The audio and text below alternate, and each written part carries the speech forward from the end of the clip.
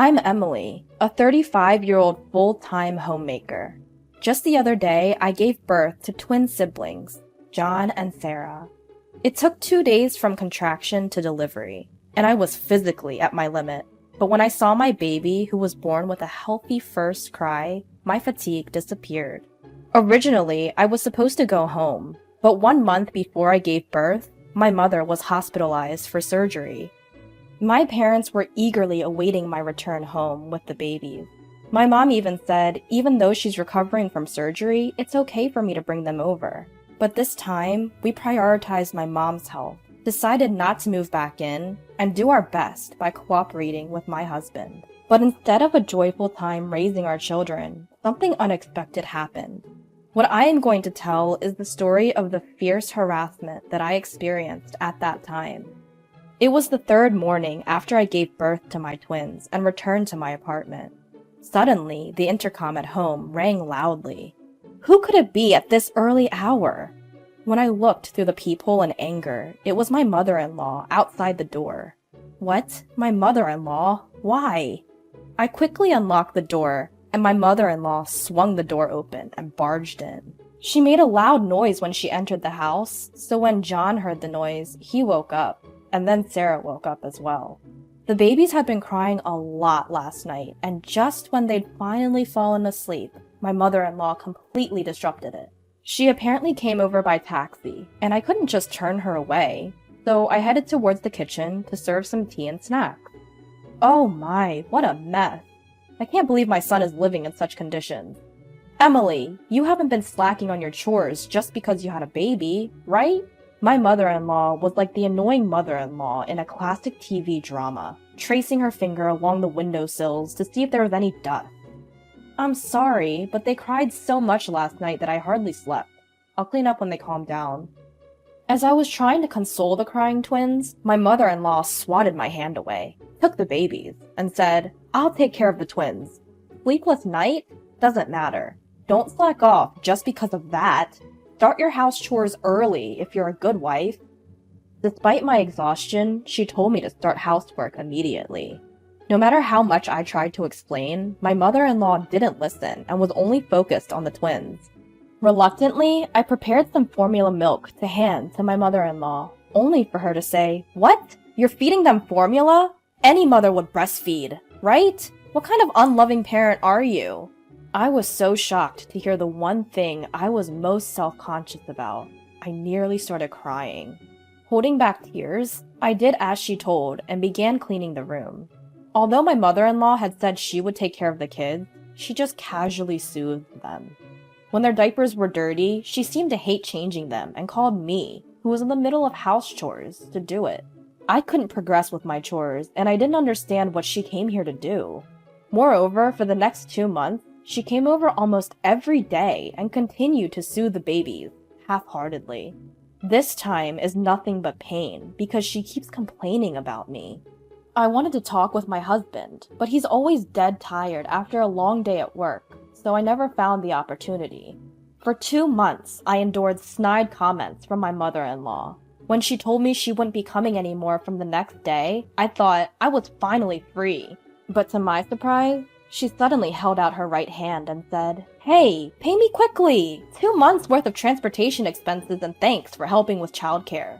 It's normal, right? Unbelievable. She was demanding both travel expenses and a thank you payment from me. I snapped at her words.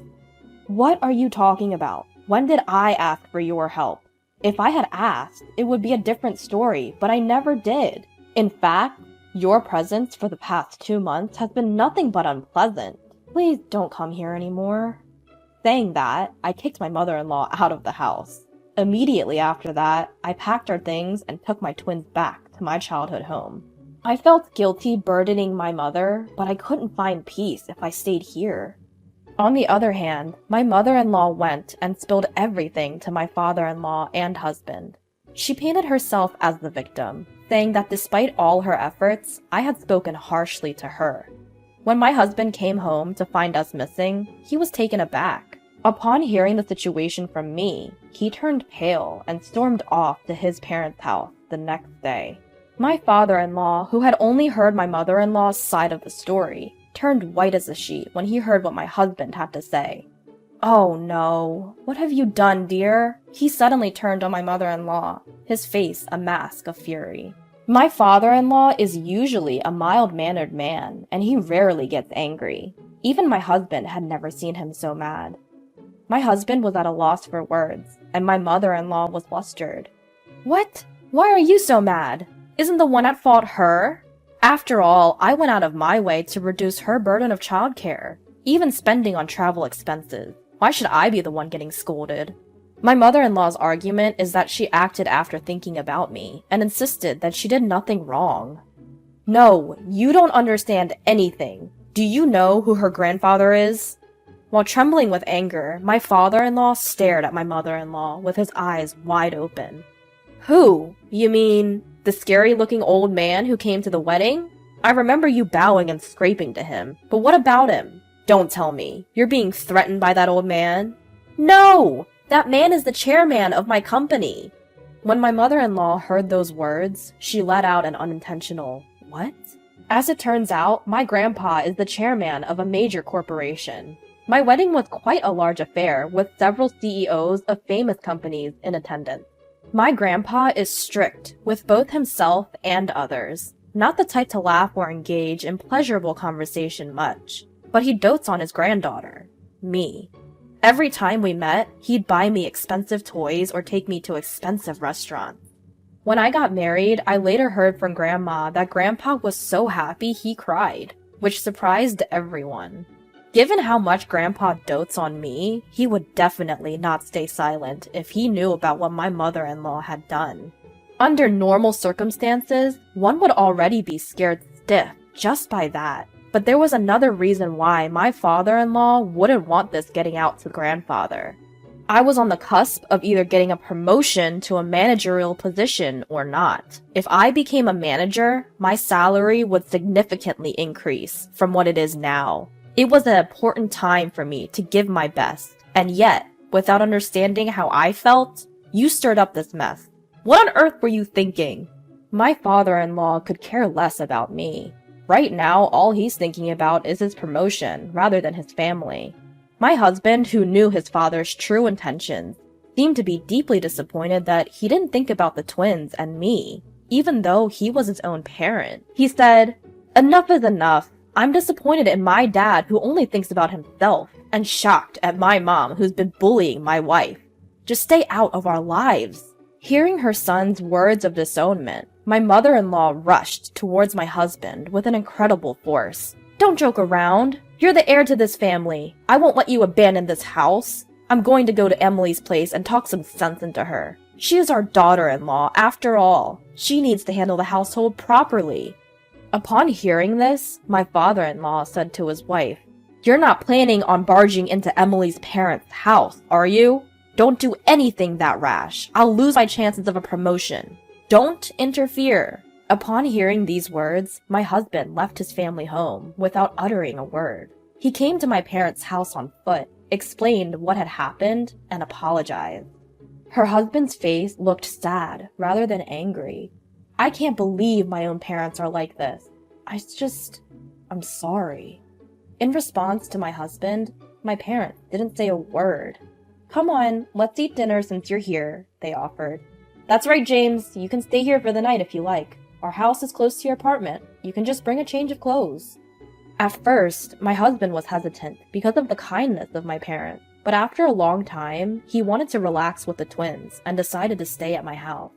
It's been a while to have a relaxing time with family. Seeing my husband cuddling our crying twins was quite endearing. When it came time to sleep, the twins were sandwiched between me and my husband. I wished that we could always have such peaceful times. But I knew my mother-in-law would not stay silent. Deep down, I feared she might show up suddenly. But at that moment, nobody imagined that she would strike so quickly. The next day, while my parents were at work, the doorbell at my parents' house rang incessantly. I had a bad feeling about this. When I peeked at the intercom, to my surprise, my mother-in-law had shown up, unannounced.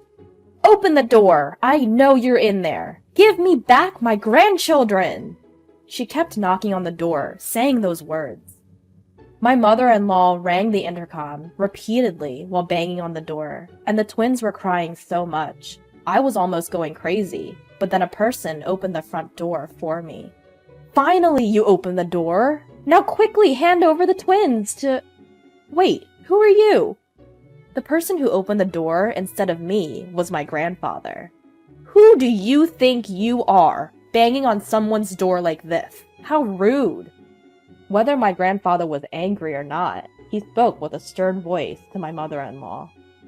As expected of my mother-in-law, she looked dumbfounded and couldn't say anything because he spoke to her with such a voice. Wait a minute. You can't be the chairman my husband has mentioned, can you? My mother-in-law, her voice was shaking, asked my grandpa. Huh. Oh, now I remember. Are you James' mother-in-law? I didn't recognize you because you didn't introduce yourself at the wedding. My mother-in-law had been entirely against our marriage. She felt as though she was losing her son she had raised so carefully, and she adamantly refused to attend the wedding.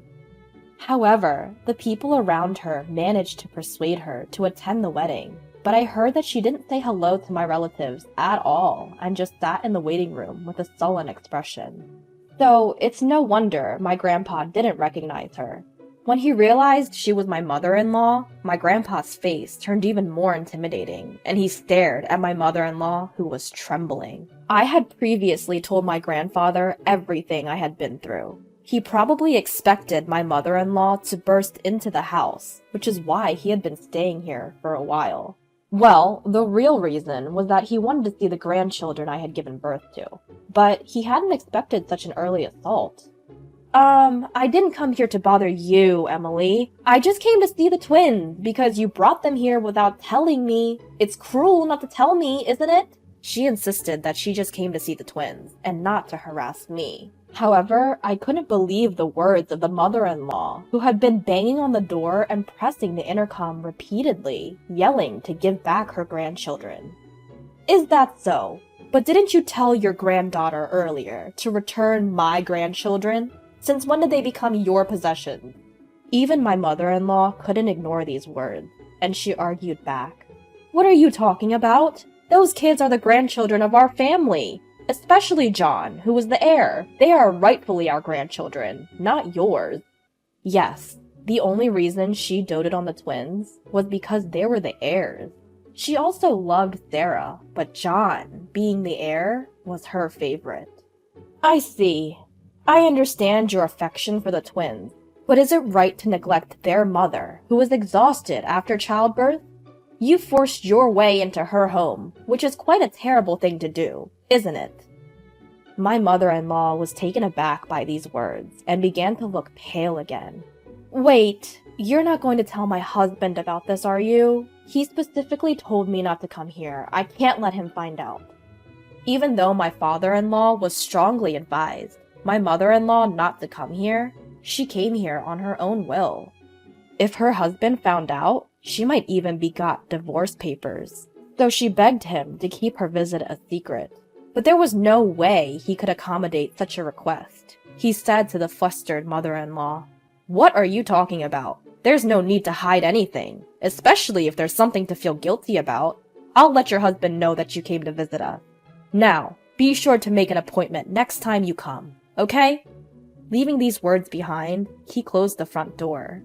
Normally, my mother-in-law would have knocked on the door many times and pressed the intercom many times. But now that the grandpa, who was the chairman, is at home, it seems that this time she went home quietly. She didn't say anything about her abrupt visit to my family's home, but my grandfather later summoned her husband to his office and explained what had happened.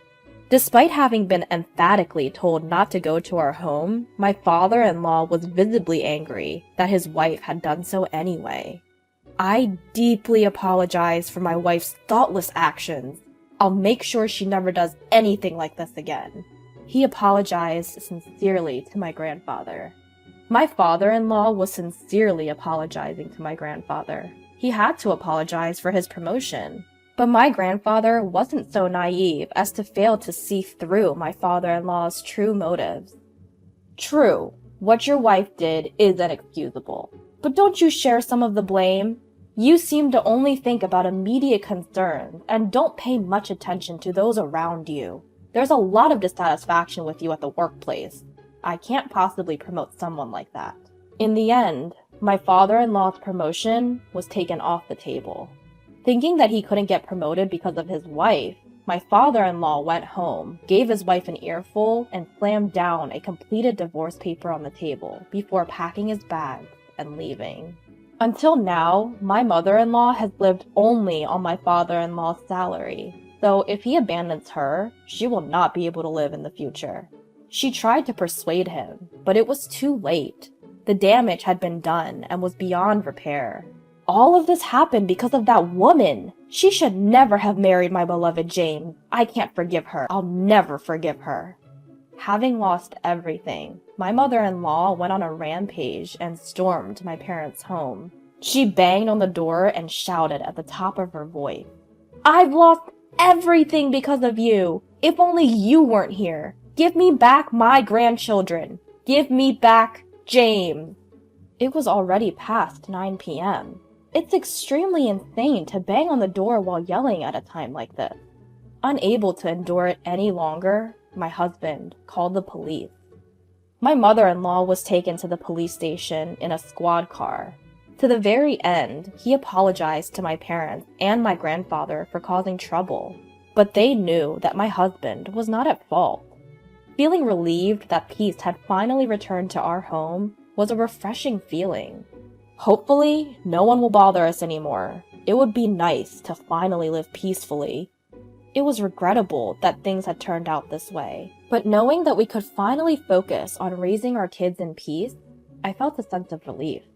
Afterwards, my in-laws divorced. My mother-in-law returned to her parents' home. The home where my mother-in-law was living was in a remote rural area, much like Nebraska, where only a few buses run per day. Without a driver's license, it wouldn't be easy for my mother-in-law to travel here. My mother-in-law, who had been so eager to have her grandchildren all to herself, seemed to be having a hard time living without seeing them. She apparently repeatedly begged my husband to let her see the grandchildren and to make up with me. But my husband, unable to forgive his self-centered mother, blocked her calls. My mother-in-law, who was unable to meet her grandchildren and was cut off from her son, became completely absent-minded. It seems that her parents didn't say anything to sympathize with my mother-in-law.